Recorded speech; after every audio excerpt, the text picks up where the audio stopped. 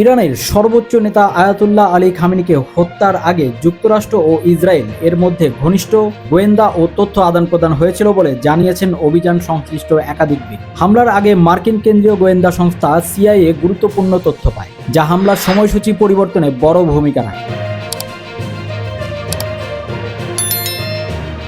সূত্র জানায়, কয়েক মাস ধরে ইরানের সর্বোচ্চ নেতার অবস্থান ও চলাফেরার নজরদারিতে রেখেছিলেন সিআইএ। সংস্থাটি জানতে পারে শনিবার সকালে তেহরানের কেন্দ্রস্থলে একটি গুরুত্বপূর্ণ কমপ্লেক্সে শীর্ষ পর্যায়ে বৈঠক হবে। সেখানে খামেনি সহ জাতীয় নিরাপত্তা ও সামরিক নেতৃত্ব উপস্থিত থাকার কথা ছিল।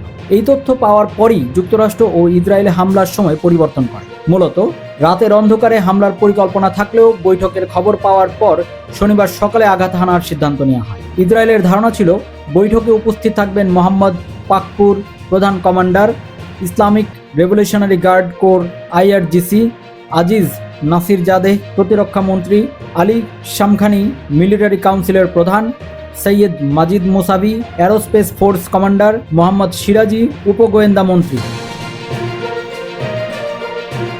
রোববার ইরানের রাষ্ট্রীয় বার্তা সংস্থা ইরান নিশ্চিত করেছে হামলায় আলী শামখানি ও মোহাম্মদ পাকপুর নিহত হয়েছেন। অভিযান শুরু হয় ইসরায়েল সময় ভোর 6টার দিকে। যুদ্ধবিমানগুলো ঘাঁটি থেকে উড্ডয়ন করে দীর্ঘ পাল্লার নির্ভুল নিশানার ক্ষেপণাস্ত্র নিয়ে উড্ডয়নের প্রায় 2 ঘন্টা পর তেহরান সময় সকাল 9টা 40 কমপ্লেক্সে আঘাত হানে ক্ষেপণাস্ত্র। খামেনি একটি ভবনে এবং জাতীয় নিরাপত্তা সংশ্লিষ্ট কর্মকর্তারা পাশের আরেকটি ভবনে অবস্থান করছিলেন বলে জানা গেছে। ইসরায়েলের এক প্রতিরক্ষা কর্মকর্তা দাবি করেন, এই হামলায় তারা কৌশলগত চমক দিতে সক্ষম হয়েছে। গত জুনে ইরানের পারমাণবিক স্থাপনায় হামলার পরিকল্পনার সময় তৎকালীন মার্কিন প্রেসিডেন্ট ডোনাল্ড ট্রাম্প বলেছিলেন, যুক্তরাষ্ট্র জানে খামেনি কোথায় অবস্থান করছে এবং চাইলে তাকে হত্যা করা সম্ভব।